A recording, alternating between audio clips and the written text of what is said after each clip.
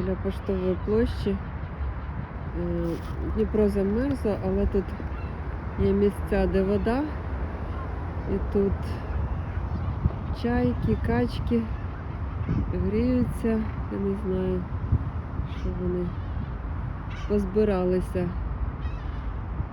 У них тут, мабуть, якась зустріч. Може, обговорюють, як перезимувати цю зиму.